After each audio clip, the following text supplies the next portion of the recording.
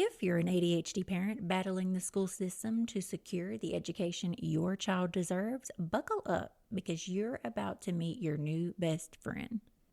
Karen Mayher Cunningham, the unapologetically fierce special education boss, has been a relentless advocate for children with disabilities for over 25 years.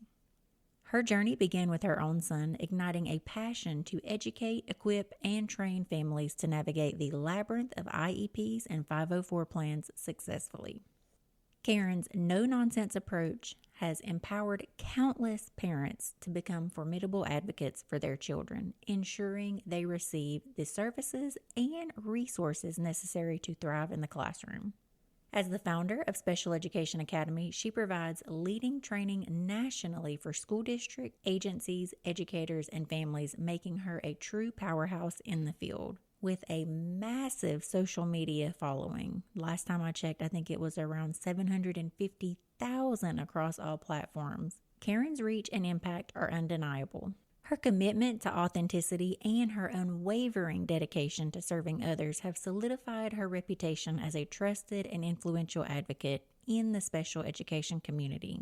So, if you're ready to arm yourself with the knowledge of confidence to stand up for your child's education rights and meet your new special education best friend, stay tuned. Karen Mayher Cunningham is here to lead the charge, and she does not take no for an answer.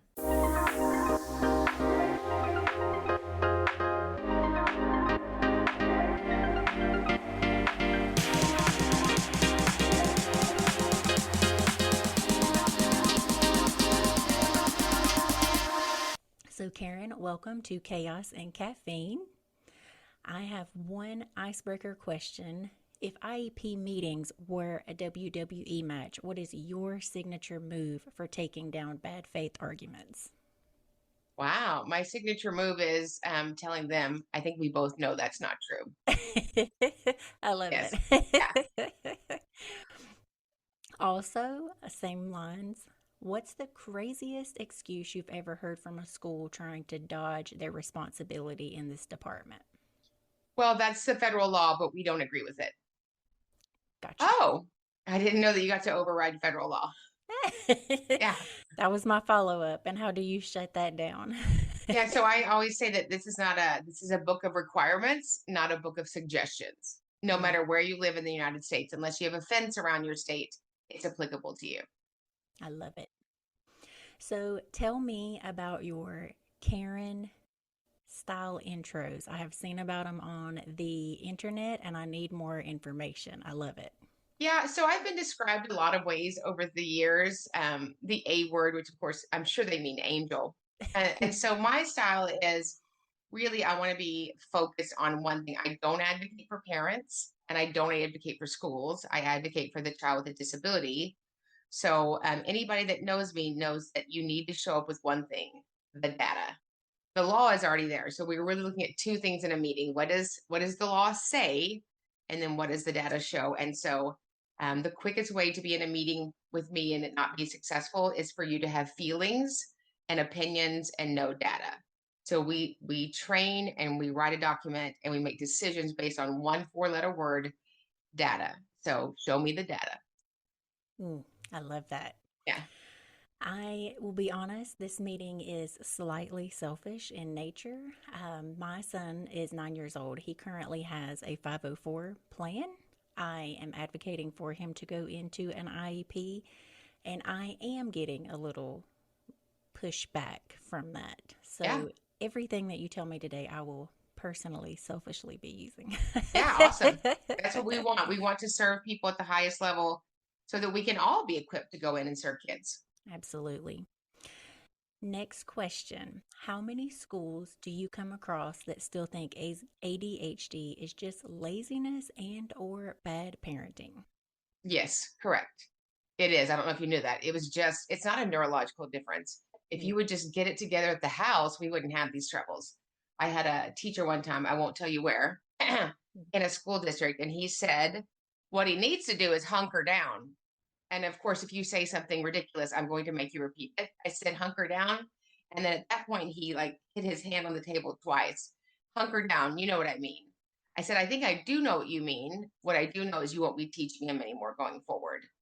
So Mm. the bias, the discrimination, the arrogance that surrounds neurological differences or any difference that we can't see or we haven't walked is unacceptable. And I always say the two most discriminated students that I serve in the last 28 years are Down syndrome and ADHD, period.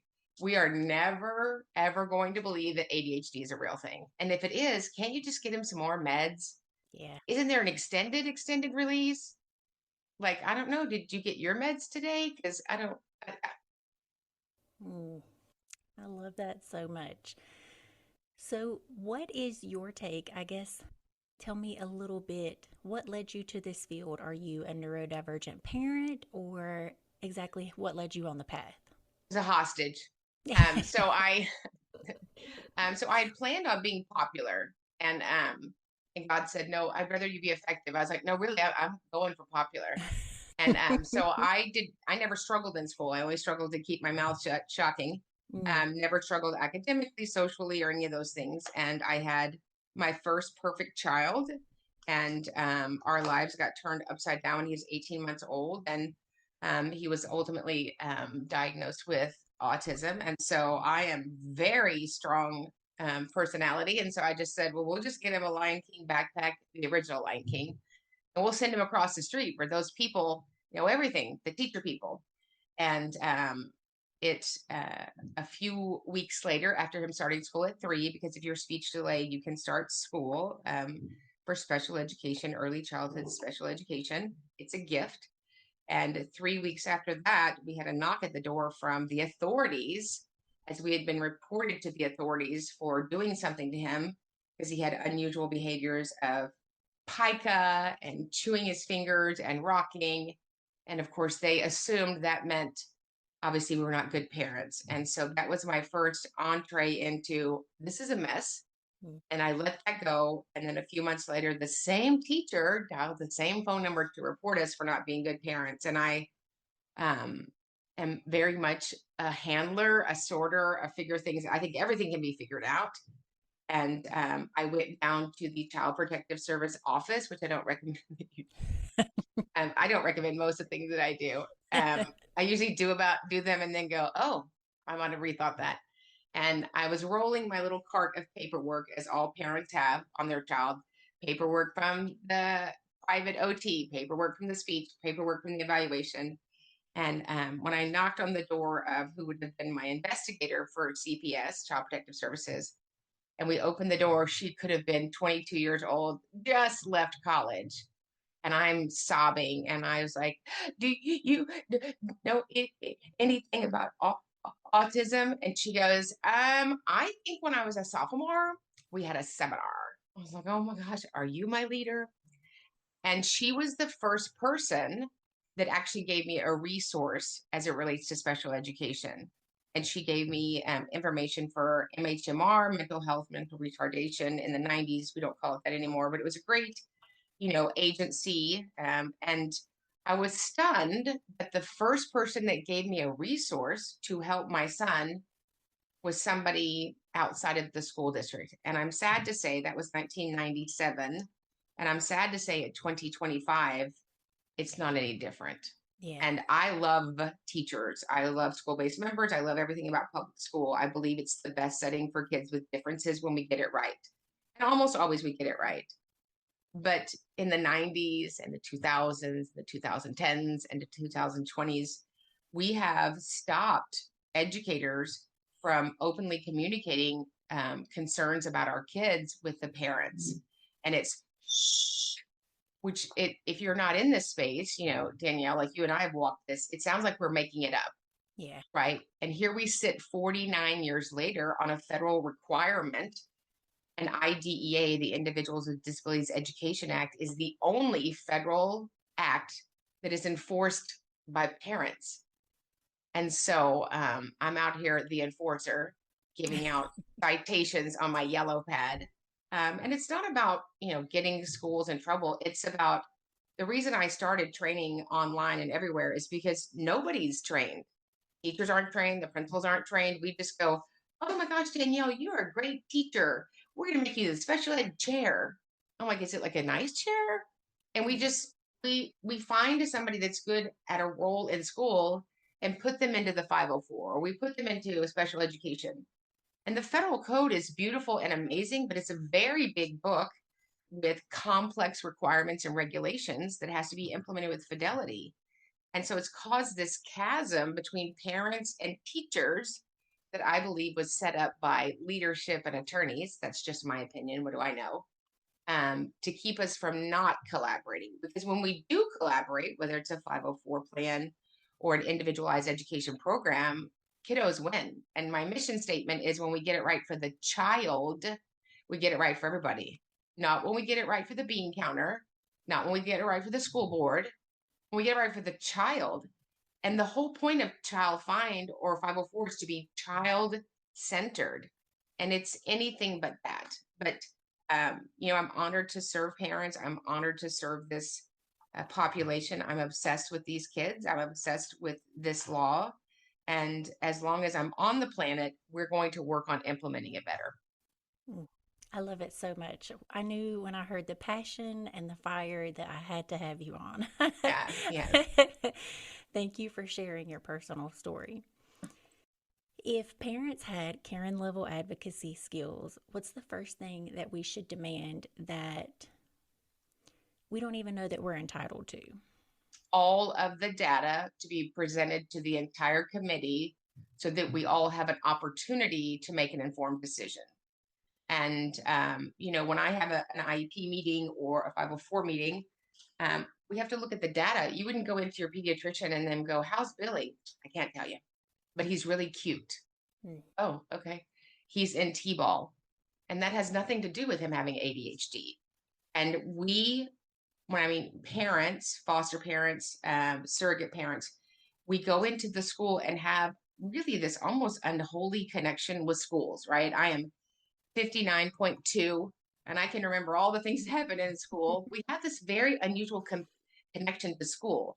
And parents just believe blindly that if Danielle is the special education teacher, she must have training in special education. She must be trained on special education law, the application of the law, the letter of the law, the spirit of the law. And she doesn't. Is it her fault? Absolutely not. And teachers are trying to get through Tuesday, right? And so they're not trained. You wouldn't think that you're going to your doctor and he didn't have any medical training. You wouldn't think that you're going to your realtor and they didn't have any training on real estate law. And it's the only thing that I've ever found that actually takes federal grant money for a federal act, which is a legal requirement, and we don't train the people that are boots on the ground. So when I started Special Education Academy, I assumed it would be for people like you and people like me. And the truth is 75% of the people that we are blessed to serve and train and equip are school-based members because the training doesn't exist. If you type in on the great Google or my new boyfriend, Chad GPT, special education training or 504 training, it will give you some stuff that you can take if you're an attorney or if you want to go to school. But where's the training? These are I'm not going to start out with Whitney Houston song, but these are our children. And what we do or don't do in between 3 and 22 sets up the next 80 years. And if you can't read and you can't write and you can't regulate and you can't complete, initiate, or sustain a task, guess what? You will be unemployed or in the criminal justice system. So I don't know why we wait and pay later when we could invest in children now. Agreed so much. You just became my best friend, first for the Whitney Houston reference, and also my best friend and I call ChatGPT our boyfriend, Chad. I know. I'm like, my husband says something. I'm going to check with Chad. I think we are all three plus millions more sharing him currently. Yeah. I was like, he's really smart. So smart. I have one follow up to that. When they go in for the data, how should we request that? Is that a formal letter? And who are we requesting that from? Yeah, so the data drives everything. And we have an amazing 2-day training, which we have on demand, or we have one in person coming up in February in Orlando. But one of the things I really unpack in that training is present levels, right? We are charged with writing a plan, a 504 plan, or an IEP based on the student's present levels. The federal law calls it unique circumstances, right? And that's not your son has ADHD, because his ADHD is not like another human on the planet. And I think we're so focused on the eligibility or the determination criteria, we don't look at the characteristics. So I want to pull out a yellow pad and I'll just say, Danielle, before we start, can we just go over his instructional day? Because most people at the table, however they sit, don't know his entire instructional day. And we start out, so he gets to school at 7:50. My goodness, does he eat breakfast?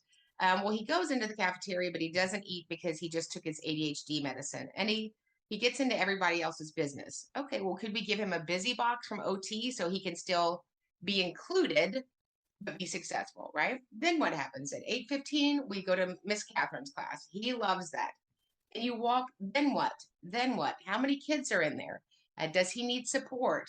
Is he crushing it in math? He is not interested in writer's workshop. We don't know what's happening, but we're just making a plan. And so you get Burger King. And I had Burger King yesterday. I like Burger King, but I want Ruth Chris for my child so that he can be successful, so that we Yes. can identify his known deficits and create a skill. That's all it is. And so whether it's a 504 plan or an IEP program, it's just coaching. But I don't know what I'm coaching if I don't know how he shows up across settings. And really, how does his disability or comorbidities affect him across settings? He has ADHD all day. He has it on Thursdays. He has it on spring break. He has it on the day that you're not giving him support. So we can teach people math. We can teach people reading. Why don't we teach people what their identified deficits, but we don't know what they are? We have a name of it, but most people can't even identify the 16 characteristics of ADHD from the DSM-5 criteria. And Gotcha. we all think that we know based out of our pain and experience, and we don't, right? The one person I can't see on the planet is me. And so if I had all children that I served were ADHD, all of their plans and programs would be different. They're specific to the student's characteristics. And so Yes. the first thing that I do in a meeting is I write down the instructional day. And then based upon that, I can see where he's crushing it and where he needs support, where we can build a skill, add a goal, maybe a related service, and then where we could pull back on support. We don't need somebody on a child's hip all day long. That's not helpful either. But nobody ever sits down in a meeting and says, can we, before we start, can we go over his instructional day? And how is that going? What does that look like? And sometimes I'm in meetings and people go at 11:30, where is he? Where do you, I'm like, is he in the building? Is he still in the building? And if I don't know how he shows up in school, how can I plan our program for his success? Absolutely. So that may be the answer to the next question, but just in case, what is a common mistake that parents make in those meetings, in the IEP or 504 meetings, and how can we stop falling for those mistakes? Well, I think the first mistake is that you are equal team members. And so if I was, on the Kansas City Chiefs football team, I wouldn't show up the day of the game. I wouldn't be like, get an outfit on and run in. Nobody's passing me the ball. So I think that we assume that intersection and proximity in a meeting is collaboration. It is not. So IDEA, excuse me, was built on the consensus model. What does that mean? That we come to consensus? No, but that I'm able to articulate Danielle's position or Chrissy's position or Don's position in a way that's purposeful. And most parents, and I was one of them, go to the meeting and listen to what the school tells them. And then they sign up. Can you sign here on page 7? All right, we'll get you a copy. Okay, see you at the basketball game. And this ain't that. This is not, I'm not going into my pediatrician and listening to his expertise. We are supposed to both build this house together. And the law, the federal law, case law, any law would say the parent is the expert in the student. They are. You're the expert. No matter what a great educator I am, what a great administrator I am, that is not my child. And so parents don't even know that they are supposed to be equal team members. And that they have the ability and the responsibility and the obligation to collaborate as we build this plan or build this document. And parents sit at a meeting and we slide some paper across to them and we go, got any questions? You got any questions? You have any questions? And we're talking in acronyms, PWN, 504, IEP, PCS, a BIP, ECC. No, they don't have any questions because they don't know what you're talking about. And then we just nod and we say how adorable he is. And oh, I would take 70 Billies. You would? Because he can't read. I know, but he's so cute. Yeah, I can't monetize cute. Yeah. I don't. And so I think that we have this very unaware closeness to schools that we blindly trust them, right? If we went to a doctor and you got a diagnosis for a loved one, you would go get a second opinion. Nobody would say, Danielle, why are you doing that?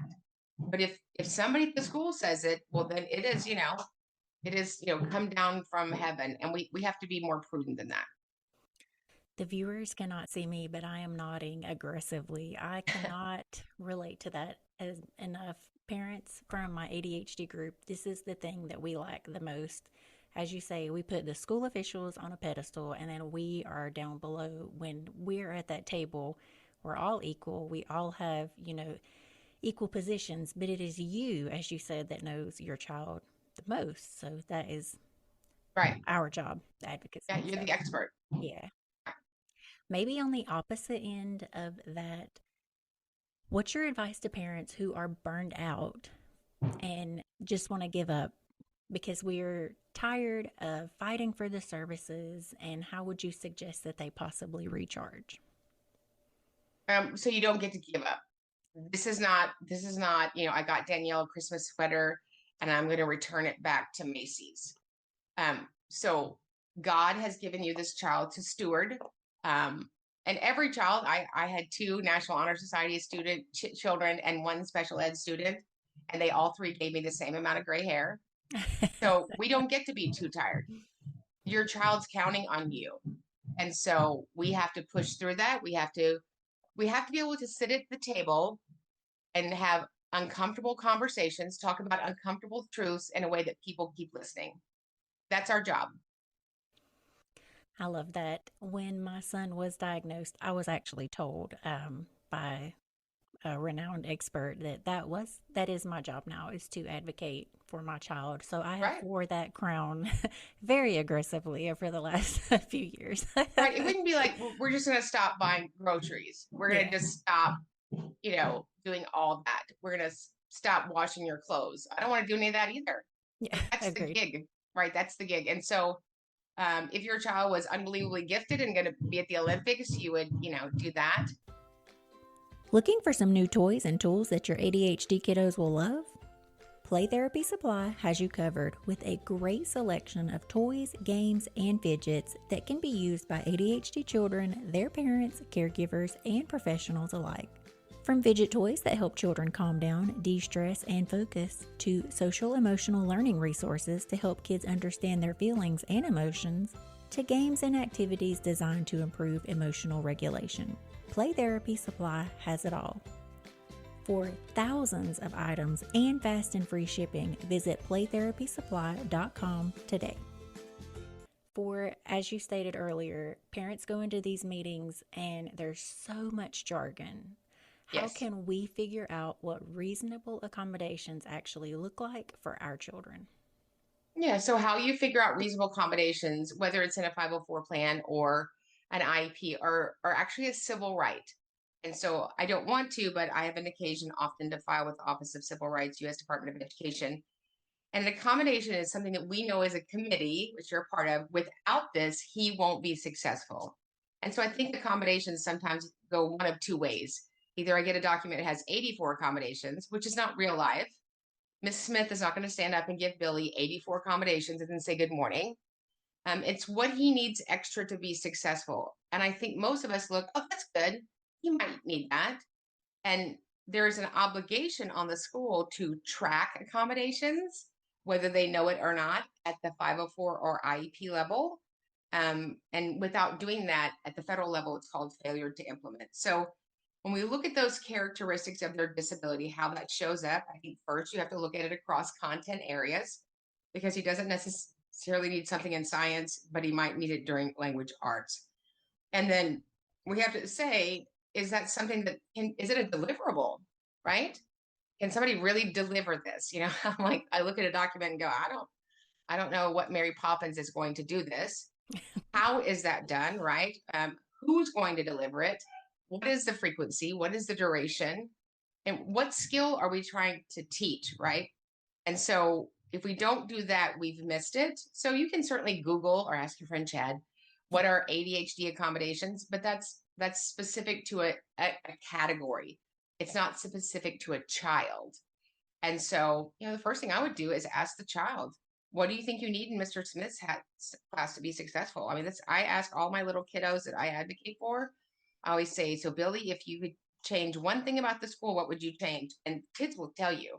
Yes. If you could add one thing, what would you add? Another lunch. I said, me too. I like lunch, right?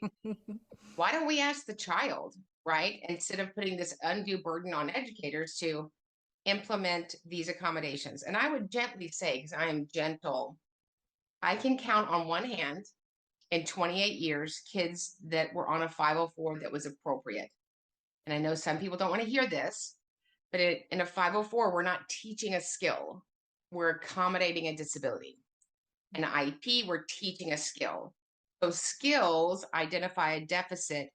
And so our job in special education, which is different than 504, is to teach a child a strategy to self-manage their disability, not make it go away, right? So I have strategies. I have a paper calendar, those sorts of things for me to be successful during the day. But we have to teach that. And the only teaching of skills and strategies occur solely in an IEP. So I am a big fan of thanking people for the 504 and welcoming into the land of milk and honey and an IEP. Girl, I may need to sign up for your class coming up because Yes. everything you just said hits so home for me. Yeah.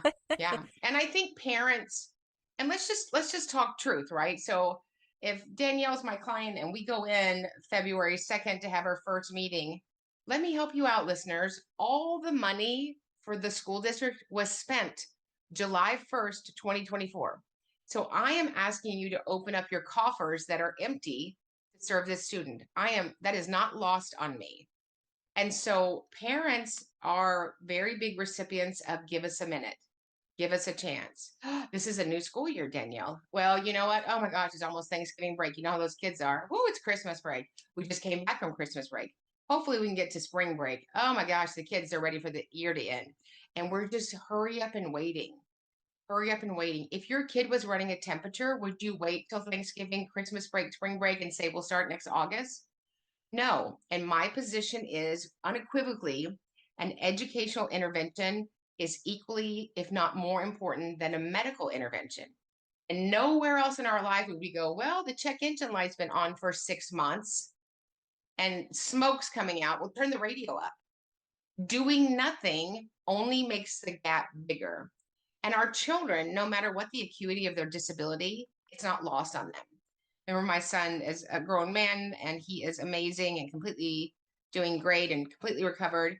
But he told me after he graduated class, because he knows I'm a lunatic, he said, Mom, I didn't finish my work in Coach Horn's classroom. He would just pick it up and say, that's good enough. And I think really good people mean well, but we're penalizing the child. Nobody says, oh, Karen, these are your bills, but you just, half of them's good. That is, we are supposed to be setting children up for 3 legal thresholds: gainful employment or supported, independent living or supported, and further education. And it doesn't matter what the child's disability is, they're not unaware of what's going on.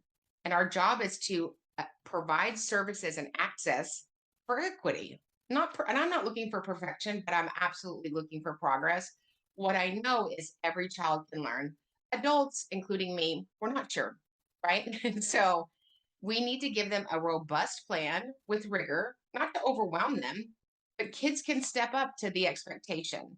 And we need to stop babying them. We need to stop reading to everybody. And we need to get rid of extra time. Extra time benefits who? No one, right? And so, and I could, obviously, this is a soapbox for me. I think the extra time is the funniest thing I've ever seen, if you get a speeding ticket, I think it's 97% of people that get a speeding ticket take driver's ed the last day before it's due, right? So kids with ADHD, giving them extra time it's not comical, but I can tell you what's going to happen, right?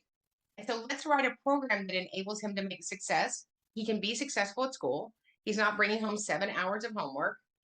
Like, let's do the work at school. Let him, as my mama would say, when he comes home, let him go outside and let the stink blow off him. Let them be kids. I don't know what we do in Yes. school, but I feel like 4-year-olds now or like college graduates. We didn't do all that. We were licking paste and stapling our thumbs and, bringing in snakes from the playground in a coffee Agreed. can. Yes. I don't like, we just make it so hard. We make it hard on teachers. And anyway, that's a whole podcast for another day. I agree with that so much. I find it rather comical, honestly, that we give children with time blindness more time because what Because is you were doing what so is good with it before. How about some more? That's like giving me more Pringles. That's a good idea.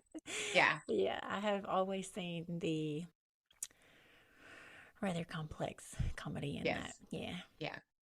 So I want to ask one more question, and then I would like to give you a chance to spotlight your program because the reviews are amazing. And as I said, I feel myself signing up as soon as we're done here. Yes. So, what is the Karen Mayher Cunningham approved battle cry for heading into the IEP meeting? What would you give for advice if it's been a difficult school year and this is the time?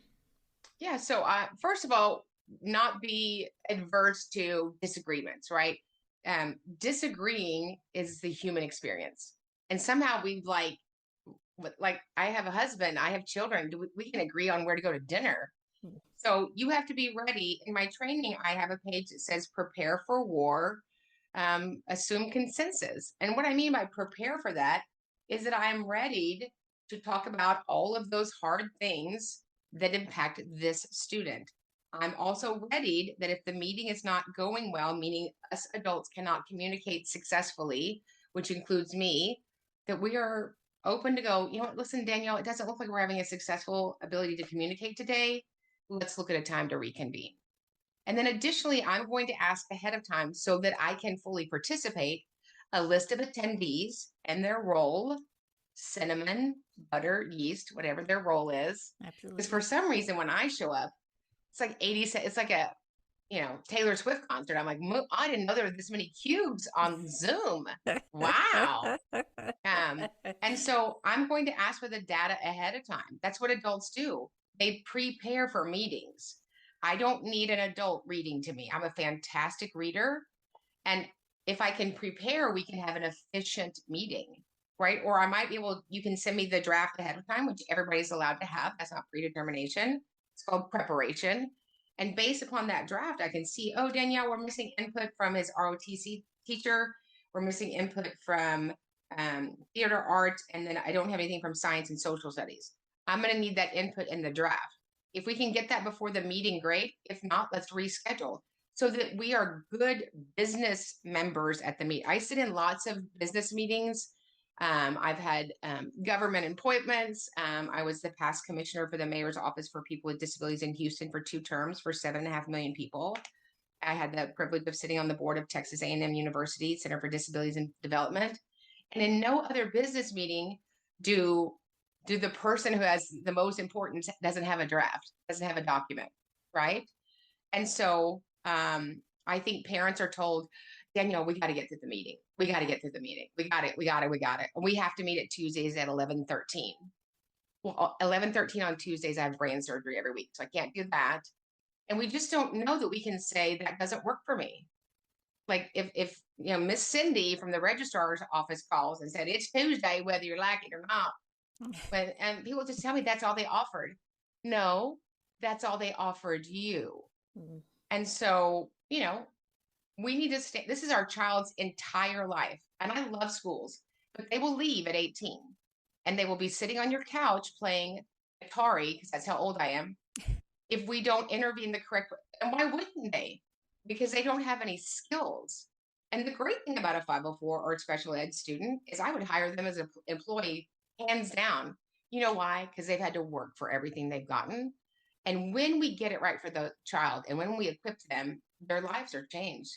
And for that, I will always love doing this. I will always love serving these families because it really is so little that we have to put into them for this amazing harvest. Hmm. I agree wholeheartedly. Yeah.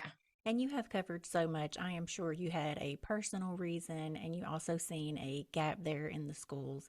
So you may have already answered this to the best of your ability, but I'm assuming those were the reasons you created your program. Yes, because I just, when I first started in special ed, I thought they were plotting against us, Danielle, and they had 7 meetings and they were prepared. You couldn't be more wrong. People are more prepared to go trick or treating. I'm not kidding. Than they are for a 504 meeting or an IEP meeting. It is obligatory for some staff members. Most of those staff members weren't ever in a meeting together before they met about your child. You think they were? They weren't. They just met, right? And so we're supposed to be a committee, and it's sort of like going down your street going, you guys all come in. Y'all come into the house. We're doing the family photo. Okay, get out of here. That would be goofy, right? That's not. And so we have to be ready for addressing needs for our kids, whatever that looks like. We have to be ready to say, you know what, I'm going to reach out to somebody at the district level.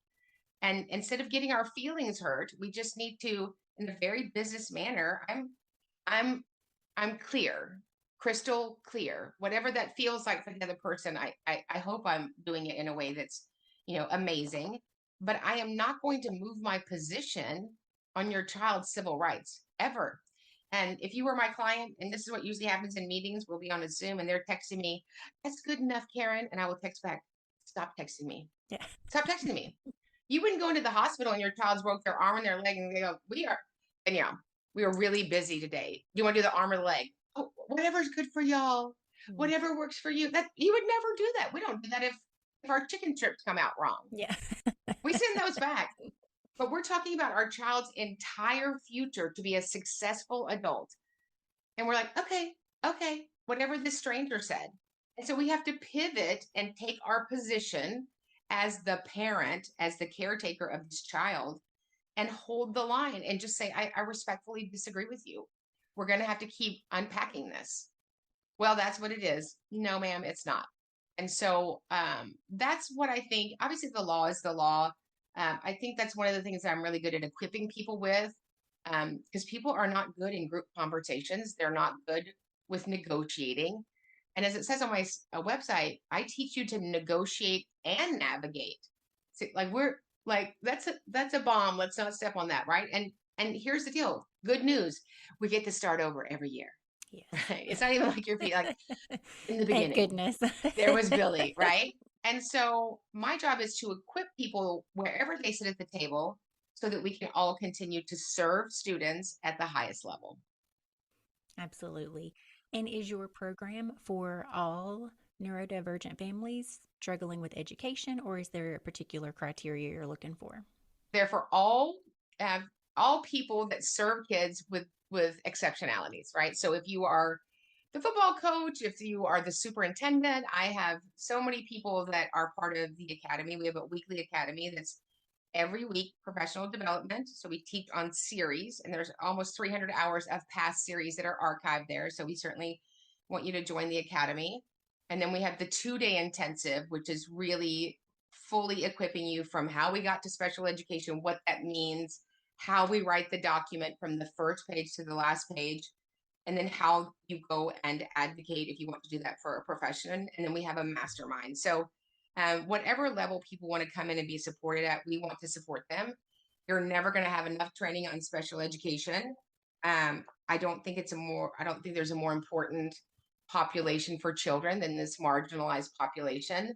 Pediatricians would say it's 25% of the population. In most states, it's somewhere between 8 and 11%.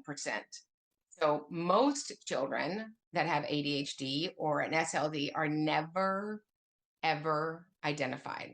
And we just go to schools and ask for help, and we're just patted on the head and sent away. So you don't get to pat me on the head because I'm from Texas, and that's going to mess up my hairdo.